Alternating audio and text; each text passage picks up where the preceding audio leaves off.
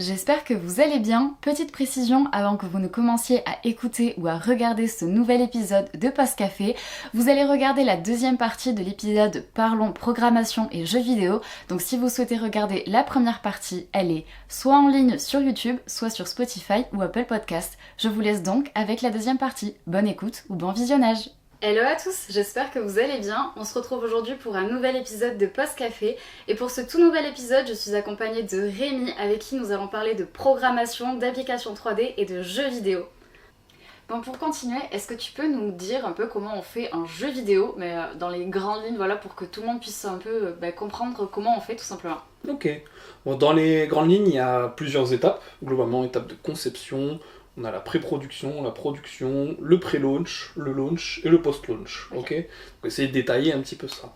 Globalement, l'étape de conception, déjà de base, ça vient d'une idée. C'est-à-dire qu'à tout moment, comme n'importe quelle idée qu'on peut avoir sous la douche, etc., voilà, on a une idée et cette idée, elle se met à fleurir un peu, à donner des mécanismes, etc. Et le but, c'est d'aller poser un peu ça sur le papier. Donc justement, j'aime bien l'exemple de créateur de Pokémon, qui lui s'est basé sur justement son enfance quand il était au Japon, et simplement sur le fait qu'il adorait aller attraper des insectes, jouer dehors, etc. Et qu'il avait remarqué avec l'urbanisation que les enfants, de moins en moins, allaient jouer dehors et faire ça, ils connaissaient plus ça. Tout ce qu'ils connaissaient, c'était la télé, etc. Même si lui regardait Ultraman, etc. Et justement, quand il a commencé à faire des jeux, c'est un des trucs qui a tiqué dans sa thèse, comme ça. Et il voulait faire un jeu, justement, basé sur ces trucs-là de son enfance. Donc, attraper les insectes, Ultraman et ses capsules Monster. Et donc, c'est comme ça que lui est venue l'idée de Pokémon. D'accord. Et bon, ce jeu qu'on connaît tous, qui est tellement connu, etc. Et évidemment, voilà, tout le monde peut avoir une idée de jeu, même des gens qui sont pas forcément développeurs. Tout d'abord, avant ce concept, il faut quand même savoir, avant de conceptualiser, il faut savoir que faire un jeu vidéo, ça prend énormément de temps, déjà, de prime abord. Oui. Ça prend des compétences aussi, qu'il faut développer, donc ça peut prendre plus de temps encore quand on n'a pas ces compétences-là. Oui. Ça prend beaucoup d'énergie, et voilà, souvent, du coup, c'est quelque chose qui se fait plutôt en équipe, de préférence, notamment plutôt sur le saint binôme dev-créa, parce que être polyvalent et en dev et en créa, c'est vraiment pas facile, justement. Oui, ça demande d'avoir beaucoup de compétences. Beaucoup, ouais, exactement. Donc voilà, c'est pas forcément absolument pour tout le monde, surtout sur des gros projets. C'est vrai qu'il y a un running gag qu'on a souvent dans le métier. C'est que... alors moi je suis plus dans la formation, soyons clairs, mais je l'ai quand même aussi des fois ça. Où je croise des gens, je leur explique un peu ce que je fais, etc. Ils font « Ah, c'est cool, j'ai une idée moi de jeu, en fait c'est un open world, MMORPG avec des mécaniques de craft, etc. Globalement, déjà on compte sur plusieurs millions d'euros, facilement, dizaines de millions pour le développer. Voilà. Donc j'explique ça très clairement à ces personnes-là. Ou alors tu peux le faire tout seul. Mais bon courage, quoi. Ça va prendre 20 ans. Voilà, ça va prendre peut-être 20 ans. Donc voilà, il y a aussi un côté où il faut être assez réaliste dans les scopes, et on le voit. Alors les scopes, c'est l'ensemble des fonctionnalités théoriques qui, si elles sont réalisées, donnent le projet final. Voilà. Un scope, c'est globalement ça. Quelle est l'échelle du projet, quelle est la quantité de travail, la masse de travail du projet, c'est ça un scope. Et donc voilà, il faut plutôt des scopes réalistes par rapport à nos compétences, le nombre de personnes qu'il y a, et le temps qu'on peut investir aussi. Parce que le temps, pendant ce temps-là, il faut soit travailler à côté, soit avoir de l'argent de côté. Ouais. Mais voilà, c'est aussi une question d'argent, évidemment aussi. Voilà, faut déjà être un peu accroché à ce niveau-là, et avoir bien ces informations en tête avant de se dire je vais peut-être me lancer là-dedans. Donc on a l'étape de conception que j'ai citée précédemment. Donc voilà, là on a l'idée, potentiellement on est sûr on peut se lancer dans le développement de cette application-là, de ce jeu vidéo-là. Il faut quand même répondre à quelques questions. Savoir quel sera le genre du jeu, qui seront les protagonistes, est-ce que ça sera de la 2D, de la 3D, qu'est-ce que va être le style artistique, etc. Voilà, c'est ces questions-là qui vont être primordiales. Donc on va plutôt poser ça par exemple sur un document de design, game design concept, game design document, etc. Qui sera un peu la bible du jeu, qui recensera l'ensemble des éléments concernant le jeu de manière théorique, avant que ce soit fait. Et d'ailleurs, ce document-là, il est conservé et il est amélioré au fur et à mesure de la production. Et il sert globalement de bible, globalement, ces documents-là. Une des références, c'est la Bible de Doom, le jeu Doom à l'époque. Justement, c'est le game design document de Doom. Ils appelaient ça comme ça, une Bible, littéralement. Et les développeurs et créatifs, les devs et créa, quand ils travaillent justement sur le projet, ils vont consulter ce document s'ils ont un doute sur... Voilà, il y a des moments où peut-être on pourrait interpréter, mais faudrait pas trop que ça soit tout le temps le cas, il faut aller vérifier dans la Bible ce qui est écrit. Et si c'est pas écrit, il faut peut-être faire remonter ça pour dire là il y a une petite incohérence, ou il manque des informations, il faudrait consolider le projet théorique pour qu'on puisse travailler dessus et éviter d'avoir à refaire du travail. Refaire du travail, c'est la pire des choses possibles. Voilà. C'est pour ça qu'il faut bien prévoir. Oui, être organisé. Ok. Donc voilà, dans cette phase de conception, on a ces étapes-là qui sont primordiales aussi. Et ensuite, justement, définir les besoins du projet, c'est-à-dire est-ce qu'on a une équipe de taille suffisante pour ça? Est-ce qu'on a les compétences suffisantes? Si on n'a pas les compétences, est-ce qu'on peut recruter des personnes pour faire ça? Je parle sur des projets assez gros quand même, là, à ce stade. Pas trop sur de l'indé, hein, voilà. Mais si par exemple, on a un dev, un créa... et qu'on veut de la musique, il faut peut-être faire appel à un compositeur, même si c'est en freelance, etc., au sound designer. Et donc voilà, il faut peut-être quand même penser à ça aussi. Parce que faire les sons soi-même, si on n'a pas les compétences, ça va pas donner un truc très joli, quoi. Si, même dans certains jeux, il y a énormément au début de cinématiques. Et donc forcément il y a des personnages qui parlent. Là aussi c'est bête, mais il faut penser du coup à aller chercher quelqu'un qui fait du doublage, quoi. Et quelqu'un le doublage, qui va faire, c'est un métier, quoi. C'est des comédiens, c'est un métier. La plupart des comédiens justement commencé dans le théâtre. La plupart, c'est un domaine qui me passionne. J'adore les doubleurs. Alors doubleur, faut pas dire comédiens justement qui travaillent dans le doublage, parce que c'est une partie de leur métier. La plupart font soit du théâtre, des fois du cinéma, des séries, etc. aussi. Mais vraiment c'est une partie de leur métier que j'adore. J'aime aussi leur talent de comédien évidemment de base. Mais j'en rappelle, je crois que c'était il y a l'année dernière ou il y a 2 ans. Non, je crois que c'était l'année dernière. À la Popcon, il y avait Benoît Alman qui était venu et qui avait fait une pièce de théâtre justement comme ça dans une des salles dédiées. C'était incroyable, franchement, c'était vraiment super intéressant. Je m'étais régalé. Trop bien. C'était super cool. Mais voilà, genre tout ça pour dire que quand même en fait quand on fait un jeu vidéo, comme tu le disais tout à l'heure, il faut penser du coup aux personnes qu'il nous faut pour pouvoir réaliser et mener à bien le projet. Mais des fois je pense que je me demande si les gens vraiment se rendent compte que c'est pas comme tu dis juste un dev et un créa, point, on fait le jeu et ça va se faire. Non, il y a plein d'autres métiers et de corps de métier qu'il faut avoir pour pouvoir créer un jeu, notamment comme on disait, des comédiens de doublage, des gens qui vont faire le sound design, donc potentiellement des musiciens, etc. Enfin, c'est plein de petits métiers qu'on soupçonnerait peut-être pas, mais en fait dont pour faire un jeu vidéo on a besoin, quoi. Ouais, et ça prend des vraies compétences, beaucoup de temps, de l'argent aussi, du coup, s'il faut payer ces personnes, évidemment. Et c'est quelque chose que l'IA ne peut pas remplacer. C'est bien de le rappeler. C'est très bien de le rappeler, oui, ça vous donnera un truc informe, un amalgame bizarre, qui aura pas beaucoup d'âme, mais bon, s'il y a des gens qui veulent payer pour ça, qui payent pour ça, mais bon, ils ont pas forcément beaucoup de respect déjà pour ces métiers-là, et en même temps, pas beaucoup de goût aussi, faut le dire. Voilà. Ils sont pas exigeants, en tout cas. Malheureusement. Mais là, on regardait sur les stores, ça commence à pulluler d'images, de covers de jeux en IA, etc. Ça se voit en plus. Directement au premier coup d'œil, ça se voit. Du coup, des fois, quand on a un petit doute, si jamais il y a des élèves qui ont un doute, parce qu'on les regardait, c'était les élèves par curiosité qui regardaient ça sur le store Oculus notamment, des jeux à 1€, avec des thumbnails en IA comme ça. Du coup, je les passe dans des logiciels qui détectent si c'est de l'IA ou pas, quelques logiciels qui existent pour ça. C'est intéressant, et vraiment, les scores ne mentaient pas. De toute façon, ça se voit. À l'œil nu, déjà, on le voyait. Donc, voilà, c'est déjà un problème. Mais voilà, c'est des gens qui n'ont pas forcément le budget pour prendre des artistes, mais du coup, ils n'ont pas de race. Voilà. Il faut le dire. Allez, pour les autres étapes, du coup. Donc, pour la conception aussi, des éléments primordiaux, c'est estimer combien de temps le jeu va prendre pour être développé. Ça, c'est quelque chose qu'on a souvent tendance à sous-estimer. Évidemment, il faut mieux estimer très large de manière très pessimiste, c'est-à-dire se dire que ça prend plus de temps que prévu.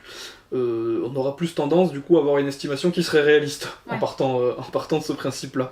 Parce qu'il y a beaucoup de choses qu'on ne suspecte pas, et c'est des fois des choses aussi qui gravitent autour du développement de jeux vidéo, comme le marketing et la communication, qui sont des choses à ne pas négliger, évidemment.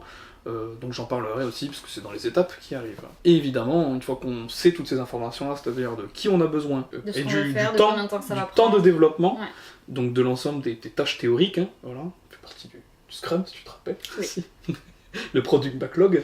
Une fois qu'on a ça, on sait combien le jeu va coûter, parce qu'il faut payer ces gens-là. Voilà. Ou il faut, si on est indé, en tout cas se subventionner, survenir à ses besoins pendant qu'on développe. Donc après, il faut penser aussi justement quelles sont être les subventions du jeu. Voilà, si on passe par un éditeur, si on passe par un prêt à la banque, par des subventions CNC, etc. Mais il faut le déterminer, il faut être sûr de ça. Et ensuite, comment on va se payer avec le jeu? C'est-à-dire comment on va vendre le jeu? Est-ce qu'on fait un jeu en vente unique, comme la plupart des jeux? Est-ce qu'on fait des jeux gratuits avec des microtransactions, à abonnement, etc. Donc il faut aussi déterminer les modèles économiques, qui sont importants pour quand même gagner de l'argent sur ce qu'on a fait. Quoi. Voilà. Et puis c'est mieux d'y réfléchir avant. C'est mieux d'y réfléchir avant, évidemment. Et pas à la fin en disant comment je vais faire? J'ai fait mon jeu, alors c'est bien de faire du jeu par passion. J'incite évidemment à, de base, faire du jeu par passion, mais évidemment il faut quand même penser à manger, quoi. C'est un peu la base. Surtout que si on prend l'exemple de se dire, là on cite vraiment les étapes pour créer un jeu vidéo, on part du principe que c'est un jeu vidéo qui va être vendu, entre guillemets, donc évidemment que... Si on prévoit vraiment bien comme ça, évidemment le but c'est quand même de générer un minimum de revenus avec, voilà. Mais dans le sens où il n'y a pas de mal à ça, faut vivre, hein, quoi, voilà. Et puis vous allez bien le voir, ça prend tant de fou à faire, quoi. C'est un vrai métier. Même c'est vrai qu'en fait c'est ça qui est pas forcément bien vu par le public, c'est que comme les jeux vidéo c'est à but ludique, on pense que le faire c'est ludique. Non, c'est un métier. Voilà. Alors ça peut être ludique des fois. Oui. Voilà. Ça peut être, je peux prendre du plaisir à développer une mécanique, etc. Il y a beaucoup de satisfaction, beaucoup de dopamine qui se génère quand on arrive à réussir, quand on réussit une fonctionnalité, quand ton code il fonctionne, c'est quelque chose de classique chez les développeurs en tout cas. On peut avoir des satisfactions, mais ça reste un métier, ça reste du travail surtout. C'est ça qu'il faut pas comprendre. Et il y a beaucoup de frustration aussi, énormément de frustration aussi. Donc faut savoir la gérer et savoir passer outre. Je pense que c'est un peu comme pour les artistes, souvent on se dit exactement, c'est pas un métier, tu vois, genre c'est bon, tu dessines dans ton coin, oui non, ou pour les gens qui font de la 3D, parce que voilà, je fais de la 3D aussi, mais ouais, c'est ok, on fait ce qu'on aime, hein, mais c'est un métier à part entière, quoi, enfin, ne l'oublions pas, quoi. Et c'est les premiers à aller voir des Disney Pixar et dire waouh, c'est incroyable ça, ou aller voir Avatar. Et en fait, sans se rendre compte que en fait, c'est ces métiers-là qui font ça. Et d'ailleurs, pour ces deux catégories, on va dire les Disney Pixar et les films Avatar, il y a eu des innovations techniques folles qui sortent en fait de chercheurs en informatique, hein, globalement, dans ces domaines-là. C'est ça qu'il faut comprendre. Tout le ray tracing, notamment la technique de rendu utilisée pour les films, ça date des années 80. Et c'est vrai que la première fois d'ailleurs que le chercheur avait présenté cette technique, ses collègues se sont foutus de sa gueule.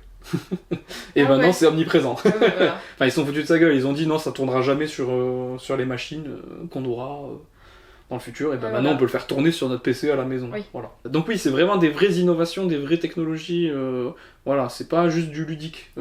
C'est pas que ça, c'est un but ludique, mais le faire ce n'est pas ludique, pas forcément. C'est un métier. Voilà, c'est un vrai métier. Pour l'étape suivante, la pré-production. Donc globalement le but c'est qu'on va réunir en fonction de nos équipes, parce qu'évidemment ça dépend de l'équipe qu'on a, si on a que des devs, des créas, voilà, il y en a qui vont prendre certains rôles aussi. Mais voilà, il faut faire du prototypage, alors concept art on en a déjà fait normalement un peu dans la partie concept, côté créa, mais il va falloir aussi justement faire des assets, prototypes qu'on va commencer à intégrer, tester les couleurs, tester les lumières, tester les scènes. Les développeurs, game designers vont faire les mécaniques. Moi typiquement je suis développeur mais je suis pas forcément un très bon game designer. Voilà, je n'étais pas en game design, mais je sais que c'est quelque chose qui me fait lacune et de toute façon c'est mon collègue Laurent qui est formidable là-dedans et qui s'en occupe, pour les élèves à l'école. Voilà.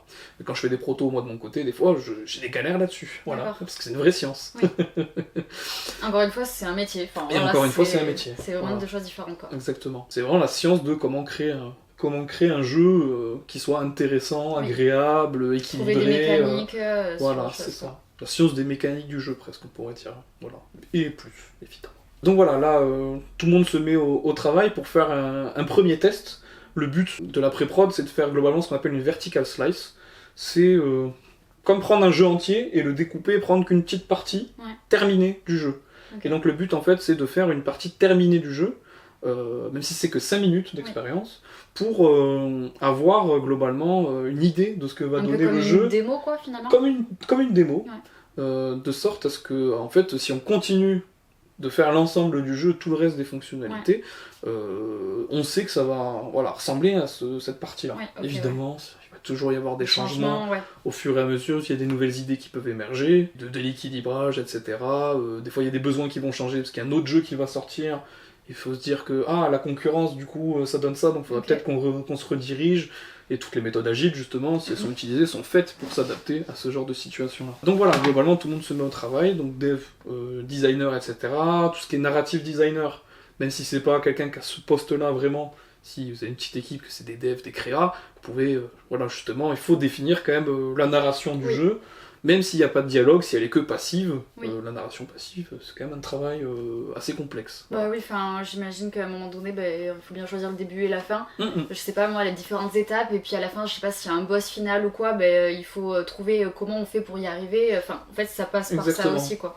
Et c'est important, la narration, dans beaucoup de jeux. Il y a des jeux d'ailleurs qui, sans la narration, il n'y a plus rien, quoi. Vraiment plus grand chose, quoi. Même du Witcher 3, si on enlève toute la partie narrative et la partie storytelling, mécaniquement, c'est un jeu un peu lambda, quoi. D'accord, voilà. Je vais me faire peut-être des ennemis, mais voilà, moi je supporte pas The Witcher 3. Alors, j'ai pas parce que la narration m'intéresse pas. Et je joue pas aux jeux vidéo, donc voilà. En tout cas, voilà, tu seras pas mon ennemi. Mais après, voilà, des jeux comme Gris, typiquement, si on a la narration, bon, c'est beau, mais ça raconte pas grand chose. Donc, avec la narration, c'est un jeu qui est extrêmement fort et qui est super intéressant. Et voilà, plein d'autres. On pourrait citer énormément d'exemples là-dessus. Donc voilà, la narration, etc. Puis il y a aussi les devs ou ingénieurs qui définissent les limites techniques aussi du projet. Voilà. Parce que le jeu, si je veux dire, il y a 1 million d'entités en même temps, il va falloir que je m'accroche pour pouvoir faire tourner ça en même. Si par exemple je veux faire ça sur mobile, bon, c'est encore un autre problème. Donc typiquement, par exemple, sur ces casques-là, le budget c'est 300 000 polygones en même temps. 300 000 triangles, les petites parties des modèles 3D, en même temps à l'écran. C'est la limite un peu max pour Quest 2 de souvenirs. Voilà, donc à se baser, à se dire je vais être sur 200 000, 250 000 pour mon appli, c'est pas déconnant, quoi. Et si on peut optimiser encore plus, on le fait. Donc voilà, il y a ces limites techniques qui sont importantes. Voilà, en fait, c'est des choses à prendre en compte avant de commencer. Et c'est des choses aussi à discuter avec la partie créa, notamment. Tous ceux qui vont faire la 3D. Parce que s'ils commencent et qu'après on leur dit en fait, non, là, ça va pas. J'ai fait l'exemple ce matin en cours avec un de mes élèves Dev 1. Comme il est déjà un peu avancé sur un des TP, je le fais passer sur le deuxième TP, qui est un petit jeu d'échecs en 3D sur Godot. Et donc, pour ce TP-là, le but, c'est qu'ils apprennent un peu Blender. Bon, évidemment, il a déjà fait du Blender. Donc, je lui dis, écoute, fais tes pièces d'échecs tranquillement, je viens t'aider si t'as besoin, et j'aide tes camarades à continuer sur le TP1. Il m'a montré son pion, il faisait 14 000 triangles, je crois. Non, plus, je crois qu'il était à 28 000, 14 000 points, et donc 28 000 triangles. Ok. Je dis, d'accord, ton pion, t'en as... du coup 16 sur le plateau. Voilà, je compte pas les autres pièces. Je crois qu'on était à peu près 500 000 polygones juste pour les pions. Voilà. Et donc je lui ai expliqué notamment ce que c'était le budget FPS, parce que c'est le début de première année. L'optimisation, ça viendra plus tard, on en parlera. Et je pense que je reciterai son exemple à ce moment-là. Mais évidemment, oui, faire des petits pions. Alors ils étaient beaux, hein. Le pion, il était magnifique. Hein. Mais non, ça tourne pas, quoi. C'est les erreurs. Même moi, je sais qu'en première année, quand j'ai commencé à faire des modélisations en 3D, je sais qu'un jour, il y avait un élève, il avait sa modé, je crois qu'elle faisait, je sais pas combien, elle faisait plusieurs millions de polygones, tellement que le fichier, il crachait une fois parce qu'en fait, il était beaucoup trop lourd et que le logiciel, l'ordinateur le supportait pas. Je crois qu'une fois, il y a eu un modèle plusieurs milliards et ça avait bouffé toute la RAM du serveur. Ah ouais. Je crois que le serveur, il a je sais pas combien de RAM et le fichier loadé, il prenait 100 Go de RAM, quoi. Ah ouais, d'accord. C'était un truc de fou. Bref, c'était assez marrant. C'était assez rigolo, Mais du coup, pour en revenir, que c'est plein de petits détails que, voilà, qu'il faut prendre en compte en fait dès qu'on commence à faire ce genre de projet. Et encore, on n'a pas parlé de rig et de skill. Et je passerai le détail parce que cette partie-là... on va rentrer dans les détails c'est pour l'animation des modèles 3D et là, oui, ça pose aussi encore d'autres problèmes parce qu'on veut des modèles 3D animés en général. Voilà. Ok, donc pour l'étape suivante, on a la production. Donc c'est globalement l'étape qui va prendre le plus de temps. On a un concept qui est solide parce qu'on l'a testé justement en pré-prod. On voit que ça marche. Et globalement, on va se lancer dedans. Et le but c'est de finir le jeu. Donc là on a fait une petite vertical slice qui représente ça. Il faut faire peut-être ça, plus, ça dépend de la taille du projet. Voilà. Donc là tout le monde va se mettre à travailler sur vraiment le produit fini. Donc on a développeurs, designers qui vont continuer à travailler sur tous les mécanismes du jeu, Ouais. donc tout ce qui est notamment interactif, hein, voilà, pour que faire en sorte qu'on appuie sur une touche, ça fasse telle action, Oui. etc. Les artistes qui vont travailler sur tout ce qui est modèle, image, texture, lumière, post-process, etc. pour que le jeu ait vraiment l'apparence souhaitée, Oui. justement, et l'ensemble des éléments graphiques, toutes les ressources dont ont besoin les développeurs pour travailler. On a potentiellement aussi les talents qui vont intervenir, donc dans ce que je qualifie de talent, ça peut être justement tous les comédiens qui viennent par exemple faire du doublage, ça peut être des acteurs qui viennent pour du mocap, du motion capture, Ouais. donc c'est notamment si vous avez déjà vu dans certains films, typiquement je citais Avatar tout à l'heure, Oui.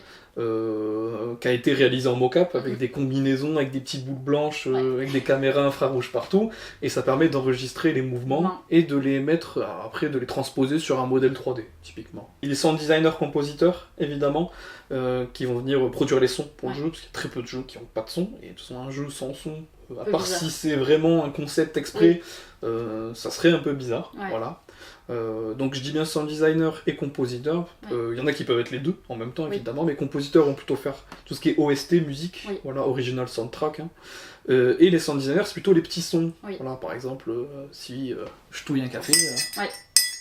Ça, ou alors c'est bête, mais quelqu'un qui marche. Voilà, quelqu'un qui marche, reproduire les bruits de pas, une porte qui se claque. Je sais pas moi, une bouilloire qui est en train de chauffer, enfin bref, tous ces petits sons. Ou des crânes qui se brisent dans Mortal Kombat. Voilà. Non mais c'est vrai, des bruits d'épée, je sais pas je moi. prends cet exemple-là parce que je le montre en cours. D'accord. Et en fait, ils utilisent des poivrons. D'accord, ok. Voilà. En fait, ils ont un petit setup avec un micro, etc. Ils prennent des poivrons et ils les cassent. Et ça fait... comme ça. Et en fait, ils retravaillent le son, et en fait, ça fait des bruits d'eau qui se brisent. Et pour le dernier Mortal Kombat, Mortal Kombat fidèle à sa réputation, hein, dans le truc gore, etc., où il y a beaucoup de ces sons-là, bah justement, ils l'ont fait comme ça. Mais c'est trop bien. Des fois, je sais qu'il y a pas mal d'artistes, de gens, je veux dire, sur les réseaux sociaux qui montrent comment ils font du sound design.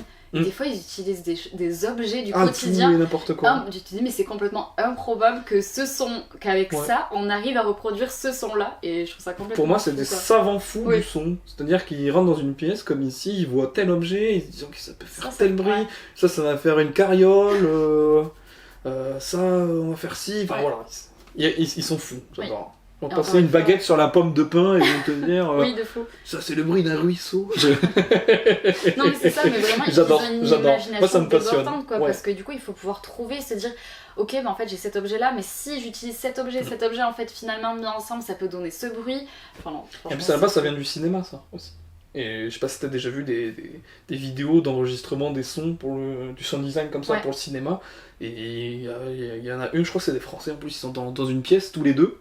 Et ils ont tout un tas d'objets qui n'ont aucun sens. Et en fait, à chaque moment, ils vont prendre les objets, ils vont faire les bruits avec. Et c'est tout et n'importe quoi. Typiquement pour la carriole, là, ils ont une espèce de baril en métal avec plein d'objets en métal. Ils font tourner et ça fait... Voilà. C'est super rigolo. Ils ont une petite piscine avec de la flotte pour faire les bruits dans la flotte, là. Genre un peu les petites flaques, etc. Les bruits de flaques.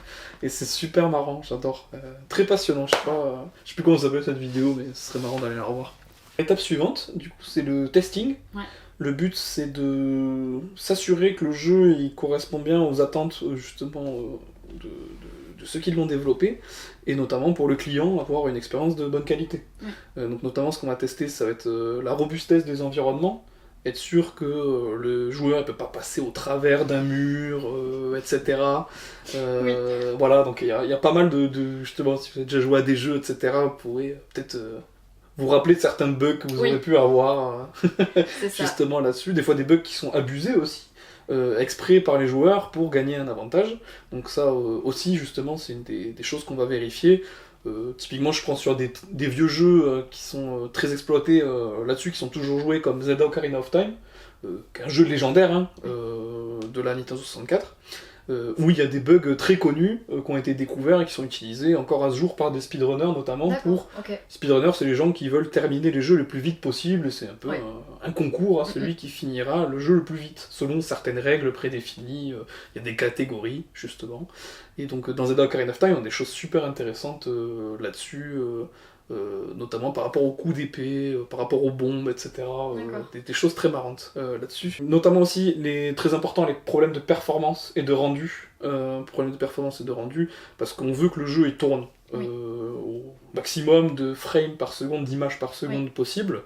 Il y a des joueurs qui sont très exigeants, qui ont des moniteurs, des écrans qui tournent à 240 Hz.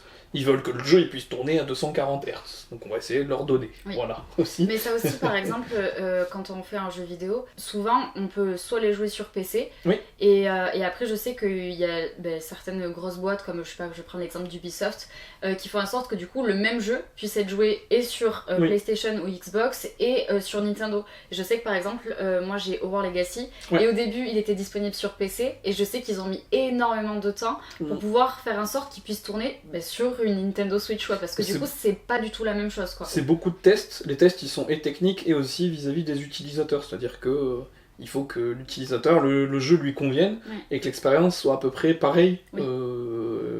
Même si elle est adaptée, il y aura toujours des différences. Par exemple, Oui, si le c'est sûr. Hogwarts ils le mettent sur Switch, la Switch n'a pas la capacité de faire tourner le jeu comme une PS5 ou comme un ordinateur, quoi. comme un ordinateur, un bon ordi, on va dire, Oui. ou comme une Xbox dernière génération.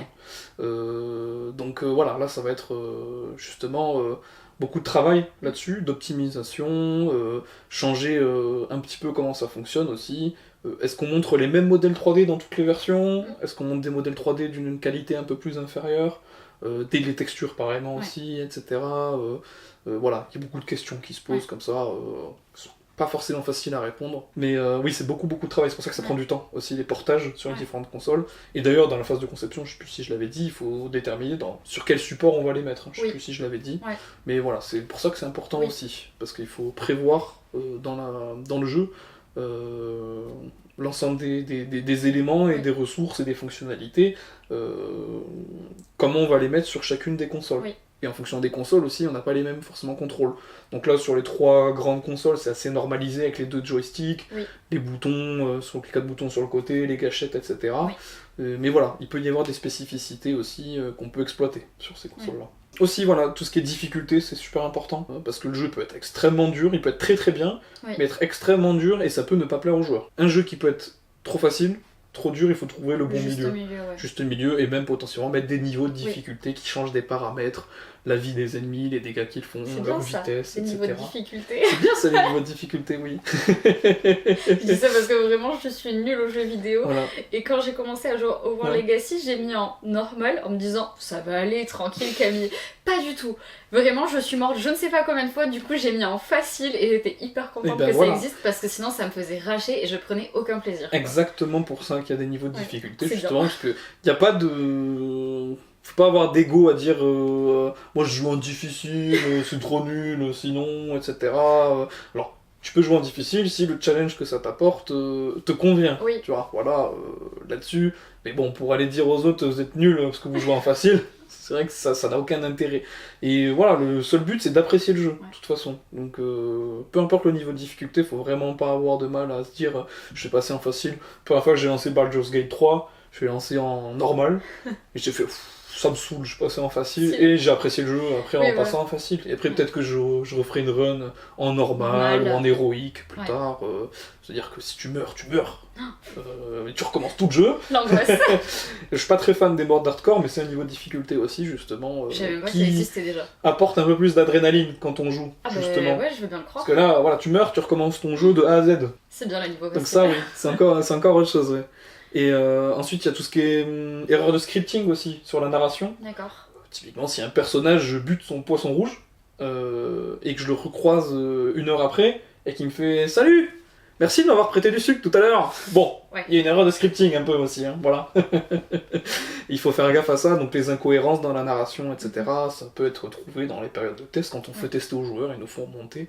Donc ça peut être des tests, d'ailleurs des périodes de test qui sont soit des bêtas fermées, c'est-à-dire on invite des joueurs à venir tester, dans un environnement où ils peuvent pas communiquer ça, on peut faire signer des NDA, non-disclosure agreements, donc des accords de non-divulgation, ou alors des bêtas ouvertes, c'est-à-dire qu'on dit aux joueurs venez tester le jeu, il est pas fini encore, si vous venez tester, s'il vous plaît, faites des retours pour nous aider à améliorer le jeu, voir les problèmes, et comme ça, quand le jeu il sort, des fois on donne des petites récompenses parce qu'ils ont testé la bêta, je crois que c'est le cas sur Dofus en ce moment, qui passe sur Unity, et qu'à la bêta de Dofus Unity, j'ai pas pris le temps de tester.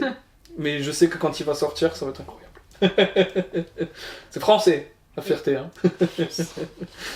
Donc ouais, des fois des petites récompenses pour les motiver à venir tester la bêta et trouver des bugs. Et sinon aussi les early access qu'on voit, donc c'est les accès anticipés. D'accord. Où on vend le jeu des fois un peu moins cher. D'accord. Parce qu'il n'est pas encore tout à fait fini, mais il est jouable. Oui. Et le but c'est commencer quand même à engranger un peu d'argent sur le travail qu'on a fait, qui des fois a pris 2-3 ans, voire plus. Oui.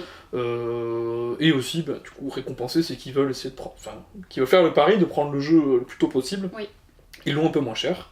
Et normalement, si tout se passe bien, le jeu est terminé en temps et en heure et prend son prix final au moment de sa sortie, on va dire, officielle, voilà, qui est plus en bêta à ce stade. Et un truc aussi absolument primordial, le fun factor. Est-ce que le jeu est fun ? C'est quand même mieux, j'ai envie de dire. Parce que si c'est un jeu vidéo, il faut que le jeu soit fun d'une manière ou d'une autre.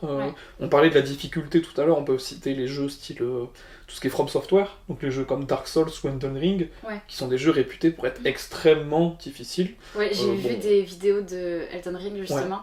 Ah oui, j'ai vu des gens rager fortement dessus, quoi. Ce qui m'a beaucoup intrigué, c'était Samuel Etienne. Mais justement, c'est exactement ça, c'est lui qui jouait à Elden Ring et qui au final a fait nuit blanche pour tuer le premier boss qu'on arrive, qui est normalement en fait, tu passes, tu vois qu'il te défonce, tu continues, tu vas jouer quelques heures et tu reviens plus tard, un peu vénère et tu vas dire bon c'est bon maintenant je vais te niquer.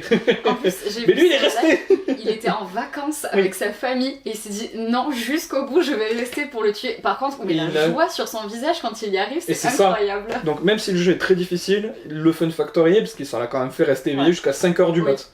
Voilà, le mec il a la cinquantaine à tout péché je crois. Ça, il est censé être en vacances avec sa famille, mais et du coup, Elden Ring, on y va. Il a pas dormi, il a quand même fait la matinée Etienne, et il a fait sa journée derrière. Mais franchement, c'était incroyable. Je me suis beaucoup marré. J'avais suivi un petit peu, puis bon, je suis pas resté éveillé toute la nuit, mais j'avais revu le lendemain après le live où justement, il s'était resté toute la night pour défoncer le boss.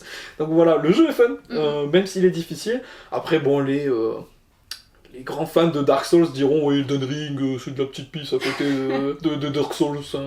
Ouais, ça va. Bon, le commun des mortels, c'est des jeux qui sont quand même assez compliqués à aborder. Ce serait très marrant de te faire tester Elden Ring. Très très rigolo. Je pense qu'il y a tellement de jeux qui seraient marrants de me faire tester. Déjà, moi qui teste de la VR, c'est drôle. Oui. Voilà, mais je pense que j'ai jamais joué à ce genre de jeu, clairement. Ce serait marrant. J'ai à part jouer à War Legacy et à Valorant. Ah, c'est vrai. Voilà, c'est tout. J'ai fait un peu de Minecraft, j'ai dû jouer peut-être 2 heures à Minecraft, et je crois que c'est tout. Donc pour l'étape suivante, il y a le pré-launch, justement, qui peut venir des fois en parallèle un petit peu du testing ou juste après. Et c'est notamment l'étape primordiale pour tout ce qui est marketing et communication. On va commencer à balancer les trailers, donc évidemment les bêtas dont j'avais parlé, pour que les joueurs puissent tester, etc. Et notamment, suivant justement le jeu et la période, etc., si on a bien timé, on peut des fois aussi se préserver pour les événements spécifiques, comme le 3, pour présenter le jeu, on n'en a rien dit juste avant. Tous ceux qui ont vu le jeu ont signé des accords pour pas en parler. Sinon légalement, ils sont tatanés. Et donc après, sur les grandes conférences, justement, on dévoile les nouveaux jeux, ça fait un effet choc, etc. C'est fait pour ça, voilà, aussi. Donc voilà, globalement, c'est plus pour ces équipes-là. Évidemment, les équipes de production continuent à travailler sur le projet, régler les derniers détails, etc. Donc après, on aura le launch. Là, le but, c'est que ça y est, le jeu est terminé, on l'envoie, on le vend, on le montre à tout le monde, etc. Et on a toujours quand même un petit peu de bug fix, ce qu'on appelle les day one fix, les fixes du premier jour, où des fois il peut y avoir des gros problèmes qu'on n'a pas suspectés malgré tous les tests qu'on a fait, et c'est pour ça que les tests sont très importants. Voilà, on a l'équipe qui continue quand même de travailler, qui est très attentive pour régler tous ces problèmes-là qui pourraient survenir. Puis après il y a le post-launch, donc globalement une fois que le jeu est lancé, pris un peu de repos, etc. On peut penser à continuer de régler quelques bugs, évidemment, parce qu'il va toujours en rester. Là, ce qui est bien, c'est qu'on a la possibilité de mettre à jour les jeux facilement. S'ils sont publiés sur des plateformes comme Steam, etc., il suffit juste d'envoyer un patch, ça se met à jour tout seul, côté client, et c'est bon. Notamment aussi, peut-être de prévoir des contenus futurs, par exemple comme du DLC, donc c'est des contenus qu'on peut acheter en plus, qui ajoutent justement plus d'heures de jeu, etc., au jeu. Donc évidemment, toutes ces étapes de production, elles dépendent beaucoup des studios, beaucoup des gens, justement, qui vont développer, des personnes qui vont travailler. Sur des plus petites équipes, on n'est pas obligé de faire exactement comme ça aussi, globalement dans l'ordre. De toute façon, on ne peut pas faire un ordre différent de ça, on ne peut pas faire du marketing avant de faire le jeu. Oui. Ce serait pas vraiment sympa, quoi. Bah, c'est surtout que si le jeu est jamais terminé et que les gens l'attendent, ça va être compliqué, quoi. Exactement, voilà. Donc, Évidemment, si je dis ça, c'est que c'est déjà arrivé, ce genre de truc. Ah oui. J'ai plus d'exemples en tête. D'accord, ok. Après, on a beaucoup les crowdfunding, justement, c'était le problème. Oui. Financement Ok. participatif, donc comme moyen de financer le jeu. Sur les crowdfunding, il y a des jeux avec des très grosses promesses qui ont été faites et au final, du vent. Oui. Rien. À la limite, des ensembles d'assets achetés sur les stores, Ok. des modèles 3D assemblés vite fait à la va-vite et revendus presque comme ça en fait. D'accord. Donc voilà, ça faut faire super attention aussi, à avoir une bonne confiance quand on participe à des crowdfunding sur des jeux vidéo comme ça. Donc voilà, ça c'est justement très dépendant justement des entreprises et studios. Sur une très grande boîte, on va avoir des rôles bien spécifiques, des fois en fait un level designer et quelqu'un qui est un peu artiste peut devenir justement un level artiste, quoi. Ouais. Simplement, c'est le cas par exemple chez Ankama où ils ont et level designer et level artiste. D'accord. Level designer qui est plutôt sur le côté fonctionnel de la carte, Oui. c'est beaucoup de cartes, Dofus, cartes carrées comme ça, isométriques, et le level artiste qui va justement utiliser les pictogrammes des artistes pour faire quelque chose d'harmonieux, de joli, et, sur un thème notamment. Voilà, c'est pour donner un exemple, ça c'est pertinent. Et pour continuer, est-ce que tu aurais quelques conseils à nous donner pour des débutants ? Oui, pour les débutants, ce que je conseille évidemment, c'est déjà de commencer à apprendre sans vouloir forcément faire son but précis de jeu. Commencer sur des projets qui ont des scopes très petits, style Flappy Bird, ce que je fais en TP, là en première année de développement. Une copie Flappy Bird, comme ça, voilà, toute simple.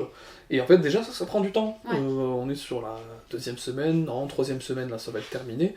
Ça prend quelques heures quand même à faire. Et donc, commencer très petit et élargir petit à petit, soit faire d'autres projets de plus en plus gros, comme un Tower Defense, par exemple. Tower Defense, c'est simplement un point d'arrivée, un point de départ. Il y a des monstres qui passent par un chemin. Et sur le chemin, on peut poser des tours qui attaquent automatiquement et qui tuent les monstres, et le but c'est qu'ils n'arrivent pas au point d'arrivée. D'accord, ok. Et s'il y en a trop qui arrivent, on a perdu. Ouais. Donc c'est un style de jeu assez classique et connu maintenant, mais qui est très facile à mettre en place, surtout de base avec juste un monstre, une tour, et en fait on peut l'augmenter très facilement avec des nouveaux monstres, des nouvelles tours, des nouvelles fonctionnalités. Donc ça se scope, on peut grandir le scope très facilement, ça c'est très cool. Évidemment aussi, voilà, faire une vertical slice une fois que vous vous lancez sur votre projet, comme je l'ai cité tout à l'heure, vous faites une partie finie du projet pour être sûr que c'est bon. Il faut partir sur des scopes qui sont petits, évidemment aussi, qui sont réalisables en fonction de votre équipe. D'autres conseils aussi, vous avez la règle du 90-90, c'est-à-dire que 90% du code, ça va prendre 10% du temps pour le faire, et les 10% restants, ça va prendre 90% du temps. D'accord. Et c'est ce qu'on appelle un aphorisme, c'est une phrase qui simplifie un concept comme ça, qui avait été dit par Tom Cargill, justement, quelqu'un qui bossait chez Bell Labs, et c'est resté un peu dans le monde de l'informatique. Justement, un peu comme une petite phrase un peu rigolote, mais vraie, quand même, à peu près vraie, quand même aussi. D'autres conseils, évidemment, il faut être très persévérant, parce que ça prend beaucoup de temps déjà de se former. Comme je te dis, c'est un métier, évidemment. Ça prend beaucoup de temps de se former sur ce qu'on veut faire, c'est-à-dire que là, je veux faire un personnage qui saute, ben, comment je vais le faire sauter si on ne sait pas le faire, il faut apprendre à le faire. Voilà. Évidemment, potentiellement, vous pouvez utiliser des ressources qui sont à votre disposition. Il y a beaucoup d'assets qui sont open source. Vous pouvez les utiliser comme vous voulez, des fois même sans citation, justement. Bon, après, c'est bien de toujours citer les gens qui vous ont permis d'utiliser leur travail gratuitement, comme ça, juste voilà, pour le plaisir de partager. Heureusement qu'il y a il y a ces personnes-là, d'accord. Enfin, comme on l'avait dit, avec le moteur Godot, typiquement c'est de l'open source, Blender en 3D qui est open source. Merci à toutes les personnes qui ont bossé dessus pour pouvoir nous permettre de les utiliser, ces logiciels-là. Plutôt que de payer des licences à 2000 balles chez Adobe. Oui, Adobe et d'autres. Et d'autres. Voilà, je pense au logiciel de 3D, quand j'ai vu le prix, je suis en mode, bah non, en fait, je vais me mettre à Blender et je vais apprendre et ça va être beaucoup mieux. Et bon, Blender, il commence à être assez intéressant aussi. Évidemment, ne pas négliger tout ce qui est marketing et communication. C'est quelque chose qui est très négligé pour beaucoup d'indés, justement, où en fait, vous pouvez faire un jeu incroyable. Si personne n'en entend parler, personne ne va y jouer. Okay. On a notamment l'exemple, typiquement, que je pense que beaucoup de gens connaissent, avec le jeu Among Us, qui était sorti sur Steam. Je crois qu'il était sorti depuis 1 an ou 2, la boîte avait prévu de faire Among Us 2, et il a suffi que quelques streamers s'amusent à lancer le jeu. D'accord. Et c'est Et devenu ça, un phénomène oui. mondial encore connu à ce jour. Oui. Et au final, ils ont laissé tomber Among Us 2, ils l'ont retapé entièrement parce qu'il était fait sur Unity. Il n'était pas D'accord. forcément très très bien codé, ce qui est normal, hein, des fois on n'a pas forcément toutes les compétences de dev. Ils avaient plus eux côté créa, etc. Oui. Ça marchait très bien de toute façon. Mais voilà, il était recodé de A à Z une fois qu'ils ont eu les fonds, avec tout l'argent qui a été généré. Et depuis, c'est toujours un phénomène mondial à ce jour. C'est un jeu qui est très sympathique. Et en plus, dans le concept, est extrêmement simple. On reprend le loup-garou de tierce lieu, on le rend multijoueur en ligne Oui. sur PC ou téléphone même. Et on le rend aussi dynamique, c'est-à-dire que c'est en temps réel. Oui. Voilà, on peut se déplacer en temps réel comme ça. Avec toutes ces histoires de trahison, tout ça, et avec des petits mécanismes propres à lui-même, donc des astronautes dans l'espace, justement. Et ça marche très bien, Ouais. ça marche extrêmement bien comme jeu. Moi j'y ai déjà passé beaucoup trop d'heures par rapport à ce que c'est comme jeu, quoi, par rapport Oui. au temps de développement qu'il y avait dessus. Mais comme Et quoi, même en un fait, petit scope comme ça prend du temps, surtout sur la partie multijoueur. mais pour en revenir en fait à ce qu'on a déjà dit, mais Ouais. pour le coup, en soi du coup le jeu était pas très compliqué, il n'y avait pas énormément de... Je dis pas que c'est simple à faire, mais dans le sens, pour comparer par exemple, je pense à Elden Ring, où je pense que là il y a beaucoup plus de choses, et pourtant le jeu a cartonné quoi, donc des fois Totalement. en fait il suffit d'une mécanique qui marche bien, d'une bonne histoire, d'un bon scénario entre guillemets, enfin d'un bon truc, pour faire qu'un jeu fonctionne quoi. C'est genre, ça. Aussi simple qu'un Snake sur Nokia. Et voilà, des fois, pas besoin d'aller dans l'extravagance. Ouais. Typiquement, il y a des ratés, des gros studios, des fois aussi. Tu citais Ubisoft. J'en reparlais ce matin, justement, de Skulls and Bones, qui est un jeu qui est censé être l'évolution de Assassin's Creed Black Flag. D'accord. Assassin's Creed, pardon, je suis chiant à dire ce terme. Assassin's Creed 4, où il y avait une partie, justement, c'était des combats de bateaux avec... on pouvait se tirer dessus au canon, etc. Et moi, c'est la partie que j'avais le plus aimé dans le jeu, D'accord. par rapport à la partie classique d'assassinat, etc. Et les joueurs d'Assassin's Creed sont très mitigés, justement. Moi, je suis plus sur le côté bateau, Oui. et d'autres étaient beaucoup plus sur le côté assassin, le côté classique. Oui. Et en fait, Skulls and Bones, c'était la promesse de vous avez plus que la partie bateau dans un jeu en fait Ok. dédié, et ils ont voulu faire trop de fioritures, etc. Et je pense avec l'arrivée de Sea of Thieves Oui. de Microsoft, justement, ça a peut-être dû un peu paniquer. Et on a un jeu au final qui plaît pas aux joueurs, alors que D'accord. c'était simple de plaire aux joueurs, il Oui. n'y avait pas besoin d'être extravagant. Oui, il quoi. va faire trop compliqué quoi. Voilà. D'autres conseils encore. Ce qui est intéressant, c'est de participer justement dans les communautés de développement. Vous avez plein de forums, des Discord Ouais. dédiés, que ce soit sur les moteurs de jeu en eux-mêmes, Godot, Unity, Blender aussi pour la 3D, etc. Les forums, vous avez des forums Reddit dédiés aussi à ça. Donc n'hésitez pas à partager, aider les autres aussi, Oui. vous faire aider. Voilà, il y a beaucoup de ressources pour ça. Et notamment aussi quelque chose qui peut vous faire progresser avant de vous lancer peut-être dans votre vrai prototype. Votre but, c'est de faire des game jams. Les game jams, c'est des événements qui sont organisés un petit peu partout, des fois purement en ligne aussi, qui consistent en fait en 48 heures créer un jeu vidéo. Donc globalement, normalement, vous arrivez à une game jam, vous allez vous réunir, vous allez former des groupes sur le tas, autour d'un thème qui aura été donné. Le but c'est de respecter et rester dans ce thème-là, et de créer un jeu en 48 heures. Bon, c'est vrai que des fois il y en a qui dorment pas beaucoup pour les game jams, pour optimiser le temps de développement. Oui. Et il y a des très belles choses qui peuvent naître en game jam, moi j'en ai vu pas mal, et notamment après dans les exemples vraiment de jeux publiés, je crois que typiquement il y a Super Hot, qui est un jeu qui à la base est un jeu de game jam, D'accord. et qui a été porté en VR, et c'est un jeu, un mélange un peu de Matrix, justement, enfin il y a un côté un peu Matrix, D'accord. et John Wick, Ok. où on a des ennemis qui sont des gros bonhommes en cristal rouge qui arrivent, qui veulent nous tuer, qui ont des armes, mais en fait on est au ralenti tant qu'on bouge pas. Et si on D'accord. se met à bouger, ça s'accélère. Ok. Et en fait le but c'est qu'on peut même esquiver des balles comme ça. Donc à la base c'était en 3D, mais en fait depuis qu'ils l'ont mis en VR, Super Hot VR, c'est devenu un jeu qui a pris tout son potentiel en fait. Ouais. Et on peut manipuler des armes, les lancer, D'accord. tirer aussi, voler une arme à quelqu'un, mettre des coups de poing. Ok. Et globalement, le but c'est de progresser dans différentes scènes où il y a 3-4 ennemis, tuer tous les ennemis, progresser dans la scène suivante. Et voilà, ça à la base Ok. c'est né d'une game jam. Game jam, ouais. Et voilà, je ne cite que cet exemple-là. Donc ça peut être très intéressant, surtout aussi pour découvrir d'autres personnes, créer justement Et puis aussi une communauté peut-être du pour réseau et apprendre apprendre. à travailler avec des créas aussi quoi. Parce que- C'est ça. Et que ce soit dev ou créant, Oui. apprendre à collaborer, Oui. j'ai envie de dire de manière générale, apprendre des fois des nouveaux outils, c'est le but de la Game Jam, c'est de s'amuser, c'est du partage. Donc à savoir que nous à l'école, c'est moi qui organise justement la Game Jam, en l'occurrence la Global Game Jam, qui est un événement mondial, Oui. C'est la plus grosse Game Jam globalement, et en fait chacun peut organiser un site là où il veut. Que ce soit un site virtuel ou un site vraiment sur place où les gens peuvent se rendre, physique exactement. Et donc le site sur Tarbes, à Athènes, c'est moi qui m'en occupe avec l'aide de mes collègues. Et donc voilà, si il y a des gens qui seraient intéressés pour venir avec nous, ce serait avec grand plaisir. Franchement, nous on se régale chaque année C'est une sur bonne les Game Jam. expérience en vrai. Toi t'en avais fait? Ouais, j'en ai fait deux, trois, je sais plus. Parce qu'on a fait celle de l'école, on a fait la Global Alors oui, on Game fait Jam. des Game Jam internes aussi Oui. à l'école avec les élèves uniquement. Donc ouais, non, je pense que j'ai dû en faire 2 ou 3. C'est possible. Et à chaque fois, non, trop bien. C'est une trop bonne expérience.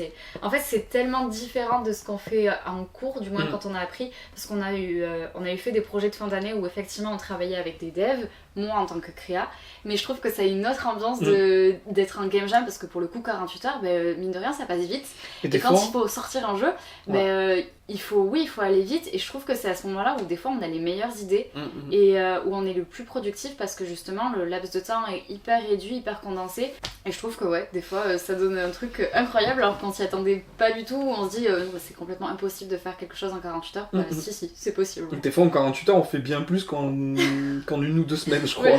En plus c'est fou. Hein. Mais il y a ce truc de pression de se dire vraiment en 48 heures il faut que ça soit fini, et les idées ça fuse dans tous les sens. J'ai vu vraiment des très belles choses, moi ça me régale chaque année les Game Jam. J'essaye si je peux d'y participer, mais quand j'organise en général la Global Game Jam, je peux pas me mettre dans un groupe et aider.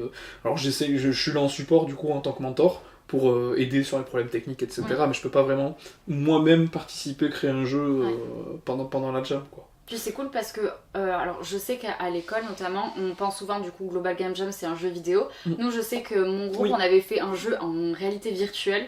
Là aussi on s'était lancé un défi de fou, je pense, c'était un peu drôle. Et après j'avais fait un jeu de société aussi. Et ça aussi c'était hyper cool de se dire, du coup ça change. Et en 48 heures créer un jeu de société, donc même principe qu'un jeu vidéo, trouver la mécanique, trouver l'histoire, et trouver comment faire et tout ça, et c'était une super expérience. C'est vrai que j'ai oublié de le préciser parce que je suis trop matrixé des jeux vidéo. Mais évidemment, le Game Jam, en fait, ça s'est ouvert à plus de supports que juste le jeu vidéo. Potentiellement, ça peut être du jeu de société, ça peut être juste faire des fois des contrôleurs alternatifs, c'est-à-dire des manettes spécifiques, etc. Ça peut être considéré dans la Game Jam, etc. Il y a une ouverture à plus de thèmes artistiques, créatifs comme ça. Disons que ça fait une sorte de jeu, en fait, comme ça. Et ça c'est intéressant aussi. Et du coup, pour finir cet épisode, est-ce que tu peux nous parler de tes projets futurs, si tu en as bien évidemment? Ok, oui. J'ai quelques petits projets, donc globalement là le but c'est de monter une boîte de prod. Trop bien. Avec mon collègue co-directeur justement de l'école Yuan. D'accord. Le but c'est d'accueillir des projets plutôt dans le coin évidemment, du dans coup, le coin de basé Tarbes, ici sur Tarbes Pyrénées, tout ça, voilà. Okay. Basé sur Tarbes. Donc des projets de 3D, de XR, pas forcément du jeu vidéo, plutôt des trucs à but professionnel, on va dire. Donc ça peut être des applications de VR, d'entraînement, de simulation, etc. Voilà, c'est vraiment ce qui me botte aussi moi, quand je travaille là-dessus. Potentiellement peut-être plus tard accueillir justement du jeu vidéo, publier du jeu vidéo, ça pourrait être intéressant, voilà. Cool. Surtout qu'on a les profils qu'il faut, quoi. Donc, ça c'est cool. Oui. Si la boîte génère de l'argent, je peux recruter des collègues, des anciens élèves, évidemment aussi, ça serait avec grand plaisir, tout ça. Bon, on va pas faire des plans sur la comète pour l'instant on reste très focus sur le concret. Oui, évidemment. Mon bouquin, dont je vous ai parlé pas mal de fois. J'ai cette histoire que j'ai inventée depuis un moment déjà, que j'écris au compte-gouttes, mais j'espère pouvoir m'y mettre sérieusement récemment et arriver enfin à sortir ce petit bouquin qui me tient à cœur. Avec un univers énorme. Oui. C'est l'univers. Oui. Il y a pas mal de modifications que j'ai fait depuis. Ça te plairait de les lire. Voilà, j'ai un peu travaillé dessus, mais j'ai du mal à m'y mettre correctement, mais j'aimerais vraiment beaucoup pouvoir vous montrer tout ça un jour. Trop hâte de voir. On a tellement entendu parler, donc à force maintenant, c'est bon, on veut savoir quoi, on veut tout voir. Ouais. Moi, j'y mets mes tripes un peu là-dedans, mais comme je vais bien en ce moment, c'est dur d'écrire. Je pense qu'il faut que j'aille un peu mal, je vais pas me le souhaiter. Oui, non, bien sûr.